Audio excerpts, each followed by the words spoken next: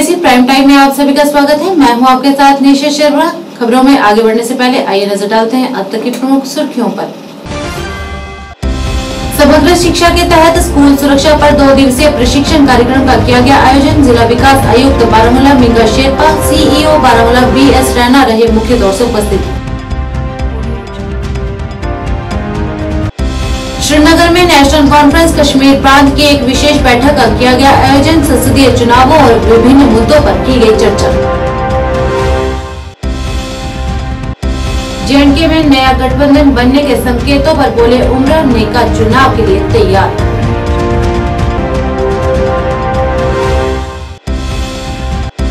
All Kashmir district gurdwara प्रबंधक समन्वय समिति ने आज अपने गठन की घोषणा, जिसका उद्देश्य सिख समुदाय से संबंधित सभी कल्याणकारी मामलों की निगरानी करना है।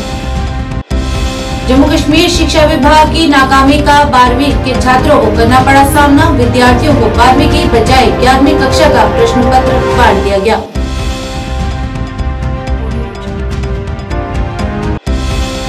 यूपी और कर्नाटक में हुई घटनाओं को लेकर राष्ट्रीय बजरंग दल द्वारा जम्मू में किया गया विरोध प्रदर्शन। पुतला फूंक कर जताई गई नाराजगी।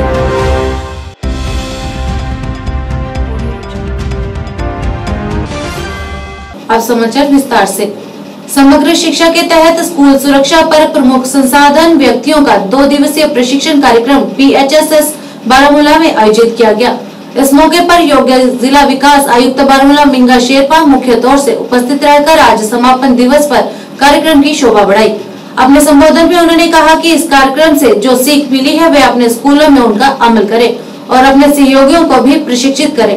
इस मौके पर संसाधन व्यक्तियों की भागीदारी प्रमाण पत्र वितरित किए गए। इस दौरान सीईओ बारामूला बीएस रैना ने रेड क्रॉस फंड के रूप में 15,90,000 रूपए की राशि का चेक भी सौंपा।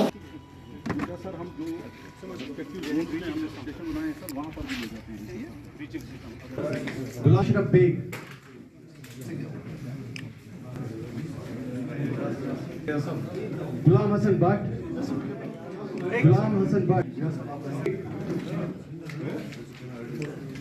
मोहम्मद जावेद इकबाल नजार, अर्शद हुसैन मीर।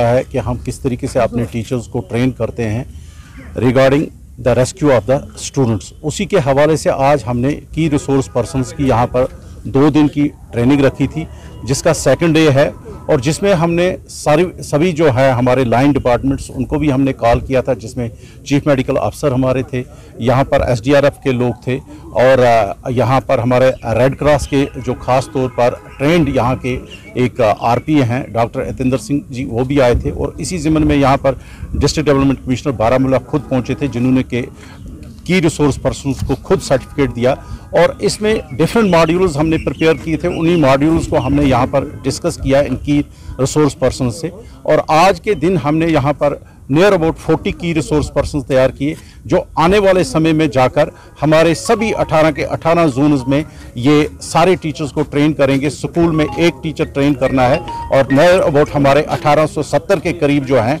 टीचर्स को ट्रेन करेंगे। ये हम इस पर स्कूल सेफ्टी के लेके हम बिल्कुल मुतहरिक हैं और कोशिश करते हैं कि किस तरीके से हम अपने बच्चों को सेफ रख सकें, right from there home to school and back to home. Srinagar Jammu Kashmir National Conference Kashmir प्रांत की एक विशेष बैठक आज पार्टी अध्यक्ष डॉक्टर फारूक अब्दुल्ला की अध्यक्षता में पार्टी मुख्यालय नवाई सुबह परिसर में आयोजित की गई। इस मौके पर उपाध्यक्ष उमर अब्दुल्ला, महासचिव हाजी अली मोहम्मद सागर, सहायक महासचिव डॉक्टर शेख मुस्तफा कमाल सहित अन्य गणमान्य मौजूद रहे। बैठक के दौरान राजनीतिक स्थिति, संगठनात्मक मामलों, जनता की विभिन्न समस्याओं और आगामी संसदीय चुनावों पर चर्चा की गई। इस अवसर पर डॉक्टर फारूक अब्दुल्ला ने पार्टी नेताओं और पदाधिकारियों से लोगों से संपर्क बनाने और उनकी समस्याओं को हल करने का आग्रह किया और पार्टी को आगामी संसदीय चुनावों में जीत सुनिश्चित करने पर जोर दिया। ऑल कश्मीर डिस्ट्रिक्ट गुरुद्वारा प्रबंधक समन्वय समिति ने आज अपने गठन की घोषणा की है, जिसका उद्देश्य कश्मीर के सिख समुदाय से संबंधित सभी महत्वपूर्ण और कल्याणकारी मामलों की निगरानी करना है। सभी जिला गुरुद्वारा समितियों के समर्पित और लोकतांत्रिक रूप से निर्वाचित सदस्यों से बनी समिति कश्मीर क्षेत्र में रहने वाले सिखों के अधिकारों और हितों की वकालत करती है। कि पंजाबी भाषा को लागू करने, भूमि मुद्दों के समाधान, निर्माण के लिए सरकारी सहायता जैसे मुद्दों पर प्रकाश डालेगी। वाहिगुरु जी का खालसा, वाहिगुरु जी की फतेह। सबसे पहले मैं तमाम मीडिया भाइयों का बहुत बहुत शुक्रगुजार हूँ कि वो आज हमारे इन्विटेशन पे यहाँ पहुँचे हैं। जो आज की जो ये मीटिंग है, ये जो हमारी कॉन्फ्रेंस है, ये काफ़ी देर से पहले से हम सोच रहे थे, बट अभी हमें अब टाइम मिला इस बारे में एक मजबूत तरीके से सोचने का। डिस्ट्रिक्ट गुरुद्वारा प्रबंधक कमेटी जितने भी हमारे डिस्ट्रिक्ट हैं उसमें हमारी जो सिख कम्युनिटी है वो लोगों को चुन चुन के इस कमेटीज़ में लाती है। मगर हम काफ़ी देर से ये चीज़ देख रहे हैं कि जो डेमोक्रेटिकली इलेक्टेड और गवर्नमेंट के अपॉइंटेड किए हुए नुमाइंदे हैं, उनको गवर्नमेंट जो है किसी भी प्लेटफॉर्म पे किसी भी ऑर्गेनाइजेशन में एक वो जो मुकाम देना है, वो जो पूछताछ करनी है उनकी, वो नहीं कर रही है। आज हम आपके हवाले से ये बताना चाहते हैं गवर्नमेंट को कि डिस्ट्रिक्ट गुरुद्वारा प्रबंधक कमेटी हज़ारों सिखों की नुमाइंदगी कर रही है यहाँ पे, और उन्होंने हमें ये इख्तियार दिया है कि जो उनकी प्रॉब्लम्स हैं, जो हमारी कौम की प्रॉब्लम्स हैं, जो बच्चों की प्रॉब्लम्स हैं, वो आप आगे ले जाइए। श्रीनगर में आज पत्रकारों से बात करते हुए नेशनल कॉन्फ्रेंस के उपाध्यक्ष उमर अब्दुल्ला ने कहा कि आगामी लोकसभा चुनाव में नेशनल कॉन्फ्रेंस को हराने के लिए नई दिल्ली अपनी पूरी ताकत लगा रही है। पिछले चुनावों में नेशनल कॉन्फ्रेंस को किनारे करने के लिए हमारे खिलाफ उग्रवाद का इस्तेमाल किया गया था। उन्होंने कहा कि कोई भी चुनाव आसान नहीं होते हैं, हर बार नेका को कठिन परीक्षाओं से गुजरना पड़ता है। इस दौरान उन्होंने कहा कि हम चुनाव के लिए पूरी तरह तैयार हैं और हमें उम्मीद है कि लोग पूरे दिल से हमारा समर्थन करेंगे। यही हालात थे जम्मू कश्मीर में। उस वक्त शेर कश्मीर को हराने के लिए जनता पार्टी के साथ यहाँ की पार्टियाँ, मजहबी लीडर वगैरह, वो सब मिल गए थे जी। लेकिन 77 के इलेक्शन का नतीजा सबके सामने है। इस बार भी जो मिलना चाहें, वो बी टीम हो, सी टीम हो, डी टीम हो, मिले। जितनी जल्दी ऐलान करते हैं उतना अच्छा है। हम बिल्कुल इस इम्तिहान और इस इलेक्शन के लिए तैयार हैं और इंशाल्लाह उम्मीद करते हैं कि लोगों का साथ हमारे साथ रहेगा। उमर साहब, पिछले इलेक्शन की अगर बात लोकसभा की, इस इलेक्शन की अगर बात करें, नेशनल कॉन्फ्रेंस के लिए कितना टफ है और कितनी प्रिपरेशन है? कोई इलेक्शन आसान नहीं होता जी। हम कब कहते हैं कि इलेक्शन आसान है? मुख्तलिफ इलेक्शनों में अलग अलग हालात रहते हैं। जम्मू कश्मीर शिक्षा विभाग की नाकामी के कारण आज 12वीं कक्षा के विद्यार्थियों को उस समय निराशा का सामना करना पड़ा जब परीक्षा केंद्रों में विद्यार्थियों को 12वीं की बजाय 11वीं कक्षा का प्रश्न पत्र बांट दिया गया। छात्रों का कहना है कि फिजिकल एजुकेशन परीक्षा पैटर्न बोर्ड द्वारा अधिसूचित किए गए पैटर्न से बिल्कुल अलग था, जिसमें 12वीं कक्षा के सिलेबस से केवल 2 अंक लिए गए थे। कक्षा 12 के बाकी प्रश्न पत्र कक्षा 11 के पाठ्यक्रम से तैयार किए गए थे। लगातार शिकायतें मिलने के बाद जेके बोर्ड ऑफ स्कूल एजुकेशन ने परीक्षा स्थगित कर दी है और जल्द ही इस परीक्षा की अगली तिथि घोषित कर दी जाएगी।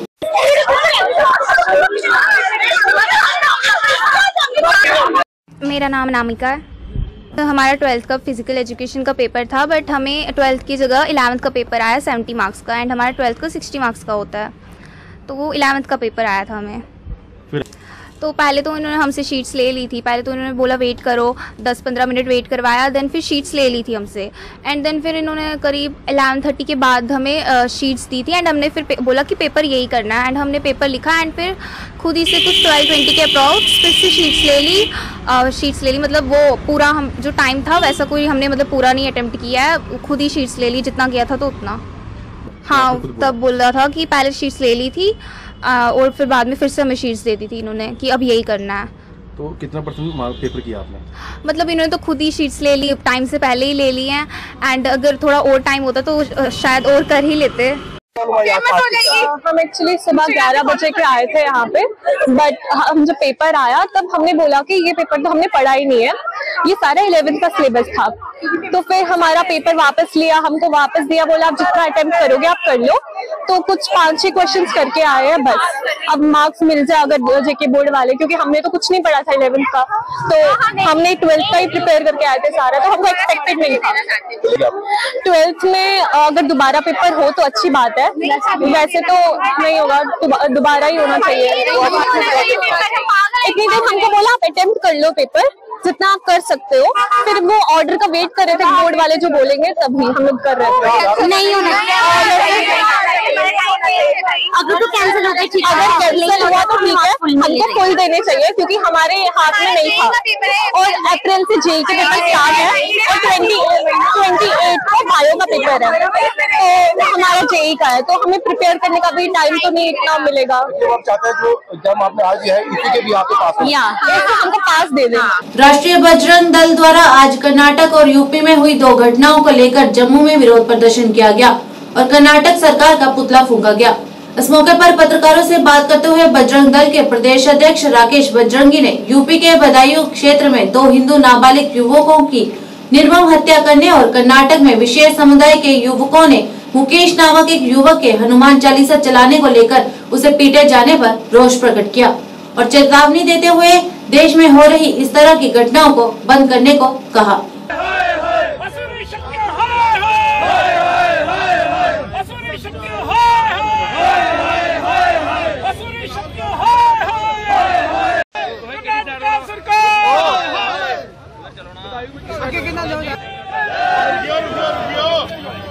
पहले नारे नूर लाए या उठ जाना है।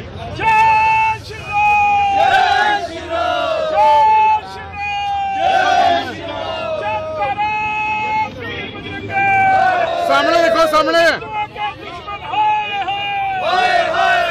और सामने देखो। मेरा नाम राकेश बजरंगी है, मैं राष्ट्रीय बजरंग दल का प्रदेश का अध्यक्ष हूं। हमारा आज का विरोध प्रदर्शन 2 घटनाओं को लेकर है। जिस प्रकार से बदायूं के अंदर 2 नाबालिग युवकों की निर्मम हत्या की गई है और दूसरा नंबर कर्नाटका के अंदर एक हनुमान चालीसा चलाने के ऊपर दुकानदार को पीटने की घटना हो। आज हिंदू पूरे देश के अंदर प्रताड़ित किया जा रहा है या मारा जा रहा है। हम हर बार सरकार को यह चेतावनी देते हैं कि हिंदुओं को सुरक्षित करने का काम किया जाए और जो ये अशुरी शक्तियां हैं जो लगातार हिंदुओं को टारगेट कर रही हैं, हिंदुओं के ऊपर हमले कर रही हैं, जो भाईचारे के नाम पर हिंदुओं को चारा बनाने का काम कर रही हैं, इनको कुचलने का काम जो है वो सरकार करे। आज पूरे देश के अंदर बदायूं की घटना को लेकर रोष है, कर्नाटका की घटना को लेकर रोष है। जो कोई आवाज उठाने की कोशिश करता है वहां की सरकारें उसको जेल की सलाखों के अंदर डालने का काम कर रही हैं, जिसका बर्दाश्त नहीं किया जाएगा। हिंदू संगठित हो रहा है और इसका मुंह तोड़ जवाब देने के लिए भी हमेशा तैयार खड़ा है। यूपी सरकार की पुलिस की जो है उसकी प्रशंसा करना चाहता हूं कि जो एक हत्यारा है उसको मार दिया गया है और दूसरे की तलाश जो है वो पुलिस कर रही है। तो इसी के साथ कर्नाटका के अंदर जो है, कर्नाटका के अंदर अभी भी 3 युवक जो है वो फरार हैं। वहां जो आवाज उठा रहा है उसको वहां की कर्नाटका सरकार उठाकर जेल की सलाखों के पीछे डाल रही है। यह बर्दाश्त नहीं किया जाएगा। अगर जल्द से जल्द इन घटनाओं को देश के अंदर बंद नहीं किया गया तो हिंदू समाज सड़कों के ऊपर होगा। इसके जो भी गंभीर परिणाम होंगे वहां की सरकारों को भुगतने पड़ेंगे। सीजनल टीचर्स ने 9 महीने के लिए कर्तव्यों के विस्तार के लिए एलजी प्रशासन को धन्यवाद दिया। DITE खानवल अनंतनाग में सीजनल टीचर्स ने बताया कि पहले उन्हें केवल 6 महीने के लिए ही कार्य विस्तार मिलता था, लेकिन अब उसे बढ़ाकर उन्होंने 9 महीने कर दिया गया है और वहीं उन्हें पहले 4000 वेतन मिलता था और अब 10,000 मिलता है। इसके लिए सभी सीजनल टीचर्स ने एलजी प्रशासन का धन्यवाद दिया। उसने भी हमारे लिए बहुत सीरी है, तो हम एलजी एडमिनिस्ट्रेशन का बहुत बहुत शुक्रगुजार हैं कि जब से गवर्नर साहब आए तो सीजनल टीचरों के लिए बहुत अच्छा काम कर रहे हैं। सबसे पहले हमारी सैलरी 4000 थी, तो गवर्नर साहब जब आए तो उन्होंने 4000 से उसको 10,000 तक किया सर। और उसके बाद एक अहम मसला जो पिछले दिनों गवर्नर ने हमारे बारे में ऐलान किया, हमारी जो टाइम पीरियड है उसको एक्सटेंड किया 6 महीने से लेकर 9 महीने तक। तो उसके लिए हम गवर्नर साहब का बहुत बहुत शुक्रगुजार हैं कि वो कम से कम हमारे गरीब साजा कराम के लिए बहुत अच्छा काम करें। उसके अलावा डॉक्टर शाहिद इकबाल चौधरी ने भी हमारे साथ शाना बजाना रहे, इस काम में हमारे साथ ताउन किया। तो हमारे स्टेट के प्रेसिडेंट जावेद इकबाल गेगी वो हमारी आवाज़ को आगे पहुंचाते रहे। तो इन सब लोगों का हम बहुत बहुत शुक्रगुजार रहेंगे। जी सर, मेरा नाम सजाद अहमद है और मैं अनंतनाग से हूँ सर। एक्चुअली मैं सीजनल टीचर हूँ, तो एक्चुअली मैं थैंक यू करना चाहता हूँ एलजी मुनीर साहब का और ट्राइबल अफेयर्स का, स्कूल एजुकेशन डिपार्टमेंट का। तो उनने क्या किया है कि हमारा जो टाइम वर्क पीरियड है वो एक्सटेंड हुआ है, तो उसके लिए हम शुक्रिया अदा करते हैं। बेसिकली हम 6 महीने का काम ही करते थे पहले। सैलरी एक्सटेंड हुआ, एलजी मनोज सिन्हा साहब बहुत मेहरबानी की हम पर कि सैलरी जो एक्सटेंड हुई कि हम बहुत गरीब घरानों से ताल्लुक़ रखते हैं और हम 6 महीना काम करते थे। और इसके बाद हमारा जो वर्किंग पीरियड है वो 6 से 9 बढ़ा दिया उनने, हम उसके लिए बहुत शुक्रगुजार है। खासकर इसका शुक्रिया हम अदा करते हैं एलजी साहब को और ट्राइबल अफेयर्स को, स्कूल एजुकेशन डिपार्टमेंट को, तो शाहिद इकबाल चौधरी को, जावेद इकबाल गेगी साहब को और पूरी टीम को और जितने भी साथी हैं जिनने भी इसमें काम हमारा किया है सर, तो उनका शुक्रिया अदा करते हैं सर। जैसे जैसे लोकसभा चुनाव की तारीखें नजदीक आ रही हैं, जम्मू कश्मीर में क्षेत्रीय दलों ने अवामी इत्तेहाद पार्टी के सुप्रीमो शेख रशीद अहमद उर्फ इंजीनियर रशीद की उम्मीदवारी के रूप में नए विकास के साथ केंद्र में आने की उम्मीद की है। अपनी पार्टी के प्रवक्ता फिरदौस बाबा ने बताया कि रशीद बारामूला क्षेत्र से प्रतिष्ठित चुनाव लड़ने के लिए तैयार हैं। बाबा ने कहा, अगर उन्हें रिहा नहीं किया जाता है तो देश का संविधान उन्हें चुनाव लड़ने की इजाजत देता है, भले ही वे एक मामूली मामले में आरोपी हों और उनके खिलाफ कोई आरोप साबित न हो। इस मौके पर फिरदौस बाबा ने कहा कि जेल से चुनाव लड़ने वाले उम्मीदवारों के ऐसे अनेक उदाहरण उपलब्ध हैं। जी, मैं फिरदौस बाबा, स्पोक्स पर्सन अवामी इत्तेहाद पार्टी। हमारी पार्टी की जो पॉलिटिकल अफेयर कमेटी है उसमें ये डिसाइड हो गया है कि इंजीनियर रशीद साहब बारामूला पार्लियामेंट कॉन्स्टिट्यूंसी से इंतखाब लड़ेंगे और हमें पूरी उम्मीद है कि उन्हें इलेक्शन से पहले ही रिहा किया जाएगा।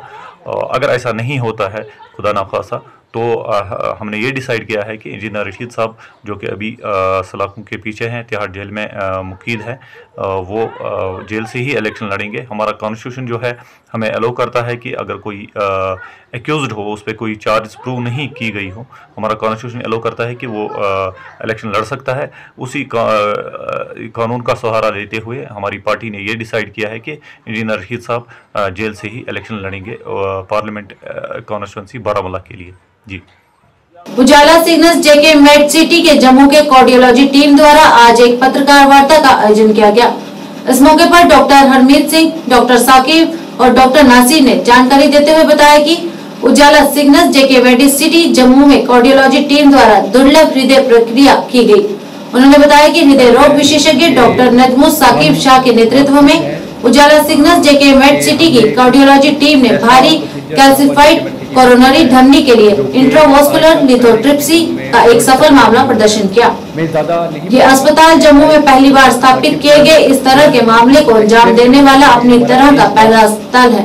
उन्होंने कहा कि हमारी विशेषज्ञ कार्डियोलॉजी टीम और कार्डियोलॉजी में नवीनतम प्रगति के संपर्क के कारण रोगी को उसके इलाज के लिए इंट्रावेक्युलर लिथोट्रिप्सी नामक एक नई तकनीक की पेशकश की गई, जिसे सफलतापूर्वक निष्पादित किया गया और एक अनमोल जीवन बचाया गया। आज हमने ये कॉन्फ्रेंस इसलिए बुलाई है क्योंकि हम बहुत खुश हैं कि हमने कुछ एक ऐसा प्रोसीजर यहाँ पर जेके मेड सिटी में किया है जो कि आज तक पहले कभी जम्मू में प्राइवेट सेटअप में नहीं हुआ है।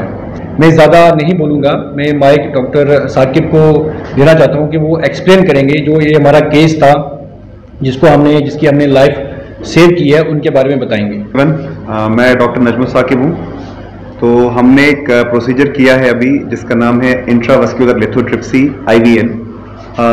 ये वो प्रोसीजर है कि जो पेशेंट्स जिनकी आर्टरीज के अंदर कैल्शियम जमा हो जाता है, अगर हम उसको साधारण भाषा में बोलें तो पथरी जमा हो जाती है, ऐसे पेशेंट्स जो होते हैं उनके अंदर ट्रीटमेंट ऑप्शंस बड़े लिमिटेड होते हैं और मोस्ट ऑफ द टाइम्स हमें उन्हें बाईपास के लिए ही रेफर करना पड़ता है या कुछ कॉम्प्लेक्स चीज़ें होती हैं जो साइंस में अभी एडवांसेस आए हुए हैं वो करना पड़ता है। तो उनमें से ही एक प्रोसीजर है IVL जिसको कहते हैं इंट्रावास्कुलर लिथोट्रिप्सी। सो एक पेशेंट था जिसका रिकरेंट हार्ट फेलियर में लैंड कर रहा था और उसकी आर्टरीज को पहले भी एंजियोग्राफी में देख के रिफ्यूज़ किया गया था कि इसमें स्टेंटिंग पॉसिबल नहीं है और पेशेंट जो है बाईपास के लिए रेडी नहीं था। तो क्योंकि हमारे पास ये ऑप्शंस हैं ट्रीटमेंट के, हमने उनको ऑफर किया कि हम आपका IVL करेंगे और देखते हैं कि IVL से हम आपका ट्रीटमेंट सक्सेसफुली कर सकते हैं। और पेशेंट ने हाँ कर दी और हमने अकॉर्डिंगली जो है वो डिवाइस जो है यहाँ पे जो है उसके लिए अरेंज किया और पेशेंट का हमने ये प्रोसीजर किया और सक्सेसफुली उसके कैल्शियम को हमने इस प्रोसीजर के थ्रू ब्रेक किया और उसके बाद स्टेंट डिप्लॉयमेंट बहुत अच्छे से हुई, उसकी एक्सपेंशन एपोजिशन अच्छे से हो गई और पेशेंट की स्पीडी रिकवरी हो गई और वो ठीक ठाक यहाँ से डिस्चार्ज हो गया। कैल्सिफाइड लीजन्स बड़े सारे पेशेंट आजकल देखने को मिलते हैं। एल्डरली एज ग्रुप के पेशेंट हो गए, CKD वाले पेशेंट, जो कि हमारा पेशेंट CKD पेशेंट था, क्रॉनिक किडनी डिजीज, या वो पेशेंट जिनको लॉन्ग स्टैंडिंग डायबिटीज़ है, 15 से 20 साल से ज़्यादा डायबिटीज़ है, उनमें अक्सर कैल्शियम जो है बहुत ज़्यादा होता है। जो हार्ट की ब्लड वेसल्स हैं वो स्टिफ हो जाती हैं और कैल्शियम की डिपोजिशन को ब्रेक करना डिफिकल्ट होता है और इसीलिए स्टेंट की प्लेसमेंट जो है वो पॉसिबल नहीं होती। आपके जो हार्डवेयर है लाइक बैलून या स्टेंट ये क्रॉस नहीं करते। और लिथोट्रिप्सी एक वही टेक्नोलॉजी है जिसमें से रीनल किडनी के स्टोन जैसे ब्रेक किए जाते थे, उसी की मॉडिफाइड वर्जन है जो हार्ट की वेसल्स में कैल्शियम को ब्रेक करने में हेल्प करती है। एक बैलून के जरिए आप पहुँचते हो, वहाँ से जो इमिटर्स होते हैं वो एक शॉक वेव जनरेट करते हैं जिसके कारण आपका जो लोकल कैल्शियम है, इंटीमल या मीडियल कैल्शियम जिसको हम बोलते हैं, वो फ्रैक्चर हो जाता है कैल्शियम, जिसके कारण आपका पहले तो हम बैलून कर पाते हैं और स्टेंट की डिप्लॉयमेंट हो पाती है जो कि पहले नॉन क्रॉसेबल था। तो इसकी वजह से हम बड़े सारे पेशेंट्स को बाईपास करने से बचा सकते हैं। और इसमें बहुत सारे लेटेस्ट डाटा भी आ चुका है जो इस प्रोसीजर के बारे में बताता है कि इसके नुकसान बहुत कम है और ईजिली पॉसिबल है, सेफ है और कैल्शियम ब्रेक करने में सबसे ईजी है। तो जितना ज़्यादा कैल्शियम हो इतना ही ज़्यादा इसका बेनिफिट रहता है और ये सॉफ्ट टिश्यूज या नॉन कैल्सिफाइड एरियाज को डैमेज भी नहीं करता। और वेरी सिंपल प्रोसीजर, अगर आप देखें मल्टीपल 3-4 शॉक्स जो दिए जाते हैं पेशेंट को, पेशेंट्स के लिए कोई भी कॉम्प्लिकेशन के चांसेस जो हैं बिल्कुल ना के बराबर हैं जैसे कि नॉर्मल प्रोसीजर्स में होते हैं और एक अच्छा और गुड रिजल्ट जो है हम अचीव कर पाते हैं कैल्शियम ब्रेक करने के बाद। कटरा प्रीमियर लीग 4 का आज समापन हो गया। Katra Premier League season 4 final match Raina Cricket Club Bhaderwah और हिलव्यू राजौरी के बीच करवाया गया। रैना क्रिकेट क्लब ने टॉस जीतकर पहले बल्लेबाजी करते हुए 161 रन का लक्ष्य दिया और वहीं हिलव्यू राजौरी ने लक्ष्य का पीछा करते हुए 161 रन का लक्ष्य पूरा करके प्रतियोगिता अपने नाम की और रैना क्रिकेट क्लब को 2 विकेट से हराया। और वहीं कटरा प्रीमियर लीग 4 की फाइनल मैच की शुरुआत Udhampur Reasi range DIG rice Bhatt ने की।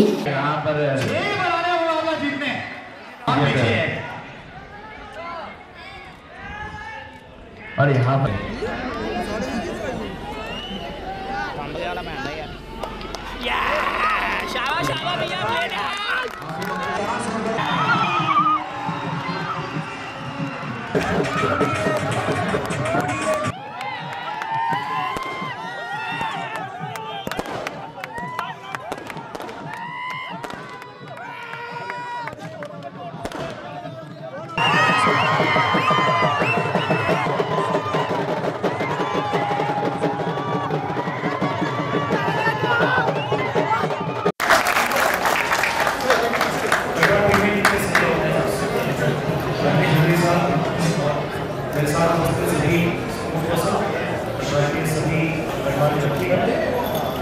और मीडिया से आया ये बहुत ही खुशी का मौका है कि आई थिंक का 4 सीज़न है हमारा और काफ़ी कामयाब सीज़न है और इसमें जिस तरह से पार्टिसिपेशन हुआ है ये और ऐसा लगता है कि लीग जो है एक स्टेज पर आना बहुत बड़ी लीग बन गई है।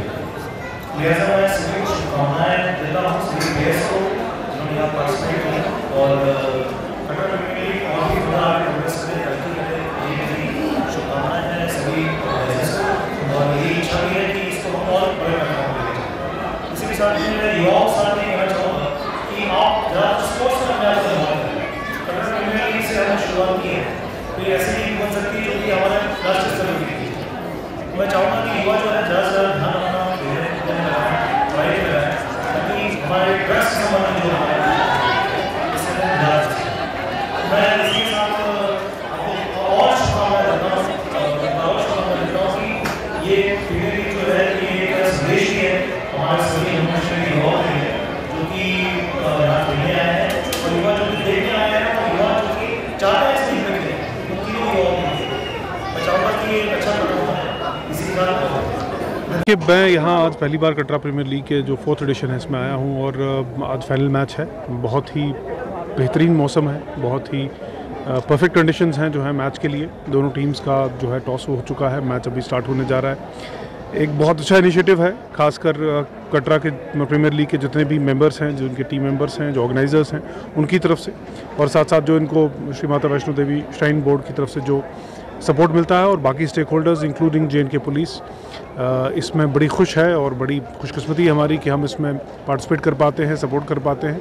यहाँ से कुछ इंटरनेशनल लेवल के एथलीट्स भी, पैरा एथलीट्स भी अभी तक निकले हैं, तो मुझे बहुत खुशी हुई है जानकर कि यहाँ पर ऐसा इनिशिएटिव लिया गया है, और इसको जैसे हम अभी बता रहे थे कि डाइवर्सिफाई करने की ज़रूरत है, और भी स्पोर्ट्स और भी इनिशिएटिव्स लेने की ज़रूरत है।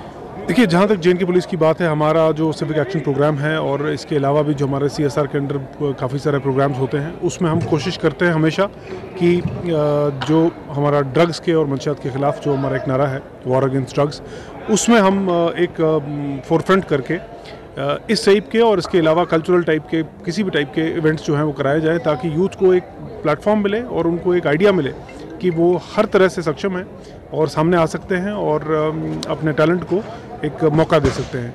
तो डेफिनेटली हमारी ये कोशिश होगी कि इस टाइप के इवेंट्स और भी हों, और JNK पुलिस की तरफ से भी कुछ ऐसे इवेंट्स कराए जा सकें। अवेलेबिलिटी के हिसाब से बेशक मैं ज़रूर आता, मैं सिर्फ देखना नहीं, मैं खेलता भी। श्रीनगर में आज राष्ट्रीय लोक जनशक्ति पार्टी द्वारा एक पत्रकार वार्ता का आयोजन किया गया। इस मौके पर पार्टी के मुख्य प्रवक्ता लियाकत अली सहित अन्य गणमान्य मौजूद रहे। इस दौरान प्रवक्ता लियाकत अली ने कहा कि पार्टी के नेता स्वर्गीय रामविलास पासवान का सपना सच हो गया है और जम्मू कश्मीर को अब रेलवे के सहूलियत मिल रही है। उन्होंने कहा कि पार्टी आगामी चुनावों के लिए जल्द ही उम्मीदवारों की घोषणा करेगी। इस दौरान बड़ी संख्या में लोग राष्ट्रीय लोक जनशक्ति पार्टी में शामिल हुए, जहां पार्टी ने उनका जोरदार स्वागत किया। देखिए, मुझे लगता है कि हमारी पूरी टीम जो थी मेरे साथ, जो हमने बिल्डअप करी थी RLJP में, वो पूरी की पूरी टीम हमारे साथ हैं, जिसमें स्टेट प्रोफाइल्स हैं, स्टेट सेक्रेटरीज हैं, स्टेट जनरल सेक्रेटरीज हैं, डिस्ट्रिक्ट के प्रोफाइल्स हैं, डिस्ट्रिक्ट प्रेसिडेंट्स वगैरह हैं। तो सारे जितने भी टीम थी, वो सारी टीम हम चिराग जी के साथ आज आए हैं, और इसी मकसद के साथ आए हैं कि चिराग जी और जो रामविलास पासवान जी था, उनका जो एक मकसद था कश्मीर के लिए, 1996 में उन्होंने ट्रेन सर्विस यहाँ पर स्टार्ट की थी, फिर स्टील प्लांट लगवाया था उसके बाद। तो जो एक मकसद उन्होंने कश्मीरियों के लिए, और कि हमें कश्मीर को एक अपना बनाना है, तो वो अपनापन जो आज चिराग जी ने भी दिखाया, और उन्होंने भी बोला कि कश्मीर को हमें साथ लेकर के चलना है, और उसी मकसद को लेकर के हम निकले हैं, और इंशाल्लाह इस मकसद में हम जल्दी कामयाब हो जाएंगे। और सारे यूथ जितने भी हमसे कनेक्टेड हो रहे हैं, आज तक होते आए हैं, वो इस बेस पे आए हैं क्योंकि वो हम एक कश्मीर का फेस उनको दिखा रहे हैं। और आज भी जितने भी RLJP में भी जितने भी लोग हमसे जुड़े हैं, वो सिर्फ रामविलास पासवान जी के नाम से जुड़े हैं, ना कि किसी और के नाम से जुड़े हैं। और अभी भी जो है लोग वो रामविलास पासवान जी और चिराग पासवान जी को बहुत ज़्यादा पसंद करते हैं, कश्मीर के, खासकर कश्मीर के लोग। तो सारी टीम जो है मेरी डेडिकेटेडली काम करेगी इस पार्टी के लिए, और चिराग पासवान जी को इंशाल्लाह बहुत जल्दी आप देखेंगे एक मेगा रैली करेंगे हम बहुत जल्दी चिराग पासवान जी के साथ यहाँ पे कश्मीर में। सर देखिए, वो पार्टी का फैसला है। इन्होंने जो रफीक साहब है, इन्होंने हमें बोला है कि उन्होंने 10-15 दिन का हमें टाइम दिया है कि कैंडिडेट्स को हम देखें, एनालिसिस करें कि कौन कौन से कैंडिडेट्स किस एरिया में हम किस जगह पे उतारेंगे। इंशाल्लाह कोशिश यही रहेगी कि तीनों जगहों से हम अपने कश्मीर में, खासकर कश्मीर प्रोविंस में, तीनों जगह से अपने कैंडिडेट्स उतारेंगे।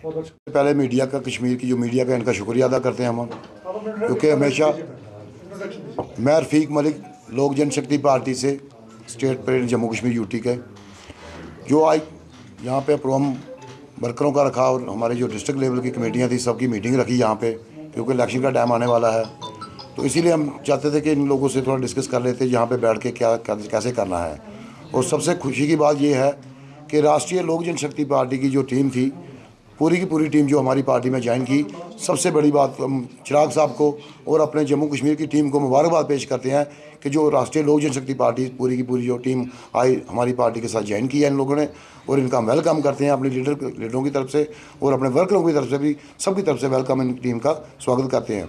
बाकी यही हमारा कि हम थोड़े दिन के बाद कुछ जो कैंडिडेट हमने जो उतारने यहाँ कश्मीर में, जम्मू कश्मीर का दौरा कर रहे हैं, उसी दौरे के मुताबिक हमने जो जैसे इनका अभी टीम को इनको टाइम दिया है, 5-10 दिन के बाद शायद ये अपना फ़ैसला कुछ करेंगे। कश्मीर के लोगों को ये इनका फ़ैसला खुद बनता है, जैसे ही हमें लिख के देंगे वैसे हम चिराग साहब को लिख के देंगे वहाँ से।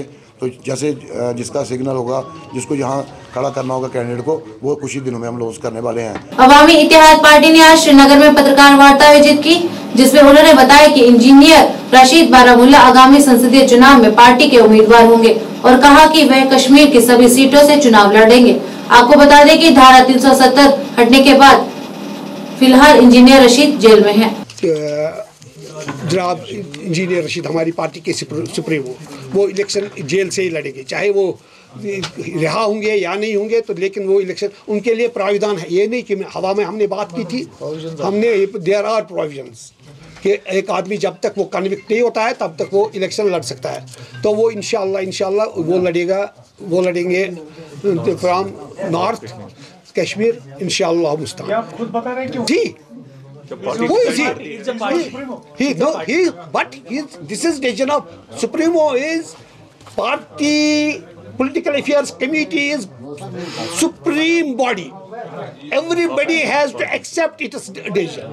So yes, अब दूसरी तरफ से मैं आऊँगा. Yes, ये बात नहीं. अब मैंने इस तरह कहा हुई जी, that is secondary question. मगर अब कैंडिडेट को हम कहेंगे आप इलेक्शन लड़ो, वो तैयार नहीं होगा मिसाल, तो हम कैसे उसको बैट में ये कर सकते, इतना कर सकते हैं कि उसको बाहर निकालें.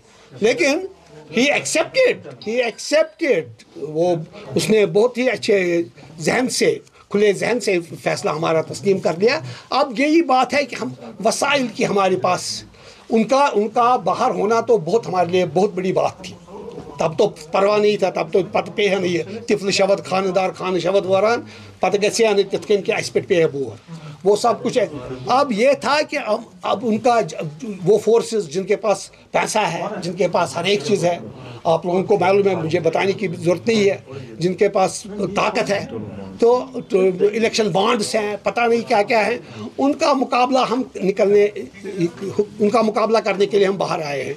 तो अल्लाह का करम है, अल्लाह की इनायत है, हमें अवाम पर भरोसा है. आगामी लोकसभा चुनाव को लेकर कांग्रेस पार्टी सुचेतगढ़ विधानसभा क्षेत्र में 24 मार्च को विशाल जनसभा करने जा रही है, जिसमें पार्टी के राज्य प्रधान विकार रसूलवानी, कार्यकारी अध्यक्ष रमन भल्ला के साथ साथ पार्टी के दिग्गज नेता हिस्सा लेंगे. इसके अलावा अन्य राजनीतिक दल छोड़कर काफी संख्या में लोग कांग्रेस पार्टी में भी शामिल होंगे. इस बात की जानकारी कांग्रेस पार्टी के वरिष्ठ नेता एवं पूर्व बीडीसी अध्यक्ष दिलीप कुमार ने आरएसपुरा क्षेत्र में आयोजित एक पत्रकार वार्ता के दौरान दी. इस मौके पर उनके साथ कांग्रेस पार्टी के वरिष्ठ नेता चरणजीत भगत सहित अन्य लोग भी मौजूद रहे. कि लोकसभा के चुनाव आगे हैं और सब पार्टियों ने अपनी तैयारी शुरू की है. कांग्रेस पार्टी ने भी बड़े स्तर पे इसकी तैयारी शुरू की है, जिसका आगाज़ हम आरएसपुरा में एक बड़ी रैली के तौर पे करेंगे. ये एक बहुत बड़ा जन समूह होगा जो सुचेतगढ़ कॉन्स्टिट्यूंसी में हम करने जा रहे हैं. 24 तारीख संडे को इसका आगाज़ होगा और यहाँ पे एक बड़ी रैली, जिसमें हमारे माननीय हमारी स्टेट के जो प्रेसिडेंट हैं माननीय विकार रसूल साहब जी, और हमारे रमन भल्ला जी, और हमारे ताराचंद जी, हमारे मुलाराम जी, और हमारे जो बाकी भी हमारे सीनियर लीडर्स हैं इस रैली में आएंगे और अपना जो मैसेज है, जो कांग्रेस पार्टी का आगे काम करने का तरीका है, उसके बारे में यहाँ के लोगों को बताएंगे कि किस तरह कांग्रेस पार्टी अपना काम करेगी, ताकि आम जो जन को राहत मिल सके. जो पिछले 10 साल में जो आम इंसान ने जो कष्ट सहे हैं, जो परेशानियाँ सही हैं, चाहे आप महंगाई ले लो, रोज़गार ले लो, भ्रष्टाचार ले लो, स्मार्ट मीटर्स ले लो, प्रॉपर्टी टैक्स ले लो, और किसानों पे जो अत्याचार हो रहे हैं उनको ले लो. इस तरह की जितने भी जो दुख लोगों ने सहे हैं, उन सब से निजात पाने के लिए हम सबको मिलकर काम करना है. आज के संग में बस इतना ही. नए अंक लेकर फिर हाजिर होंगे, तब तक ले दीजिए इजाजत. नमस्कार.